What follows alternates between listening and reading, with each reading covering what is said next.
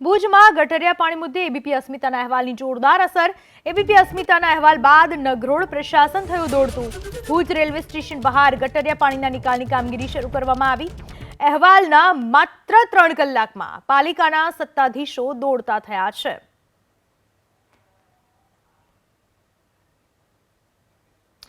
માત્ર 3 કલાક પહેલા જ એબીપી અસ્મિતાએ સમગ્ર અહેવાલ પ્રસારિત કર્યો હતો કે ભુજમાં આ રીતે ગટરિયા પાણી વહી રહ્યા છે, પ્રવાસીઓ હેરાન થઈ રહ્યા છે અને તાત્કાલિક પ્રશાસન હરકતમાં આવ્યું અને કામગીરી શરૂ કરવામાં આવી ગંદા પાણીના નિકાલની।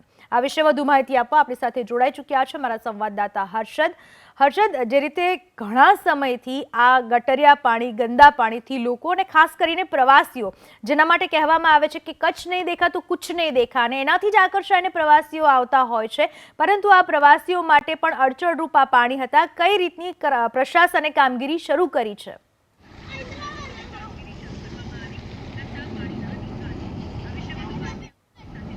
जी ચોક્કસથી વાત કરવામાં આજે વહેલી સવારે એબીપી અસ્મિતાએ ભુજના રેલવે સ્ટેશન બહાર વહેતી ભુજ નગરપાલિકાના ગંગા જે છે તે પ્રસારિત કર્યું હતું।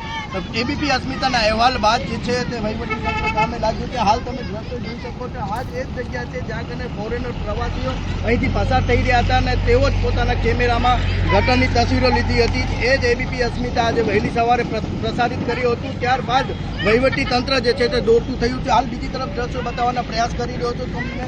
ત્યાં જોઈ શકાય છે કે ભુજ નગરપાલિકા દ્વારા આ ગટર સમસ્યાને ઉકેલવાના પ્રયાસો જે છે તે કરવામાં આવી રહ્યા છે। છેલ્લા 2 વર્ષથી આ સમસ્યા જે છે તે આસપાસના લોકોને સતાવી રહી છે। બીજી તરફ વાત કરવામાં આવે, કરોડો રૂપિયાના ખર્ચે આધુનિક ભુજનો રેલવે સ્ટેશન જે છે તે નિર્માણ લઈ રહ્યું છે, પરંતુ કરોડોના ખર્ચે નિર્માણ તો લઈ રહ્યું છે રેલવે સ્ટેશન, પરંતુ બહાર વહેતી ગટર ભુજ નગરપાલિકા જે છે તે દૂર કરી શકતી નથી। પરંતુ અવારનવાર ગટરની સમસ્યાને એબીપી અસ્મિતા જે છે તે પ્રસારિત કરતું હોય છે।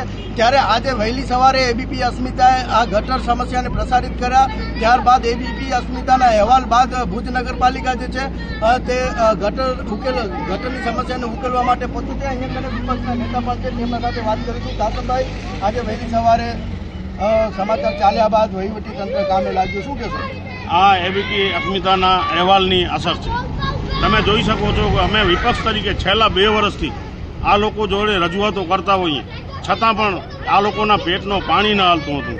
પણ જ્યારે એબીપી અસ્મિતાએ સવારના જે અહેવાલ ડાયરેક્ટ પ્રસિદ્ધ કર્યા અને અત્યારે ને અત્યારે વહીવટીતંત્ર કામે લાગ્યું છે અને ખરેખર આ કામ વહેલેથી એ લોકોને કરવું જોઈએ કે જેથી કરી કચ્છ નહીં દેખા તો કુછ નહીં દેખા અને વિદેશી પ્રવાસીઓ જે આ ઘટના વિડીયો રેકોર્ડિંગ કરી અને વિદેશોમાં મોકલ્યા છે, એ તે પહેલાં જો વહીવટીતંત્ર જાગ્યું હોત તો આ પરિસ્થિતિ ઊભી ન થઈ હોત। કેટલા વર્ષથી આ સમસ્યા છે કાસમભાઈ? અવારનવાર અહીં કને પ્રવાસીઓ આવતા હોય છે, રણ ઉત્સવ ચાલુ છે, પ્રવાસીઓ પણ ટ્રેનના માધ્યમથી અહીંયા પહોંચી રહ્યા છે। ચોક્કસપણે આજે પ્રવાસીઓ આવી રહ્યા છે, ત્યારે અહીંયા રણ ઉત્સવ પણ ચાલુ છે। ત્યારે આજે આ છેલ્લા 2 વર્ષથી આવી જ પરિસ્થિતિમાં લોકો અહીંયાથી ગટરના પાણીમાંથી નીકળી રહ્યા છે। આજે રેલવે સ્ટેશનનો કોઈ એવો માર્ગ નથી નીકળવા માટેનો કે જેમાં ગટરનો ઓવરફ્લો જાહેર રસ્તા ઉપર ન નીકળતી હોય। કાસમભાઈ, ધારાસભ્ય અને સાંસદ સભ્યને રજૂઆતો કરી છે વિપક્ષમાં?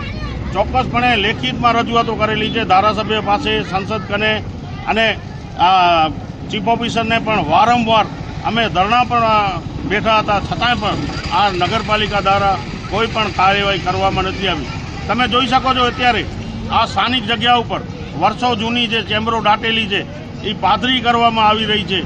ખરેખર આ પહેલેથી જો જાગૃત થઈ અને કરી હોત, એક તો જ્યારે નગરપાલિકા કને પૂરતા સાધનો પણ નથી અને ભાડેથી સાધનો મંગાવી અને આ ચેમ્બરો પાથરી કરે છે। ખરેખર આ ચેમ્બરો આખા ભુજમાં જ્યાં જ્યાં જમીનમાં દબાયેલી છે ગટરની ચેમ્બરો એ પાથરી કરવામાં આવે તો ગટરનો ઓવરફ્લોનો તો ઘણો બધો રાહત થઈ શકે। જી ચોક્કસથી આના સ્થાનિકો પણ છે, તેમના સાથે વાત કરીશું। તમે સ્થાનિક છો, ઘણા વર્ષોથી તમારે અહીંયા કને રહેવાનું છે, કેવી રીતે જોઈ રહ્યા છો 1 કરોડ રૂપિયાનું આધુનિક બસકોટ બની રહ્યું છે? સાહેબ, કરોડના ખર્ચે રેલવે સ્ટેશન બને છે, પણ બધી અંદર સુવિધાઓ હશે, બહારે તો એમને એમ છે। છેલ્લા 2-3 વર્ષથી આ સમસ્યા ચારે તરફ છે। ગટરનું પાણી રસ્તા ઉપર વયા જ કરે છે।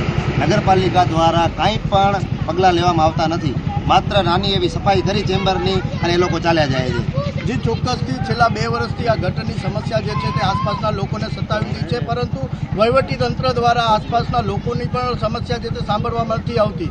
જી જી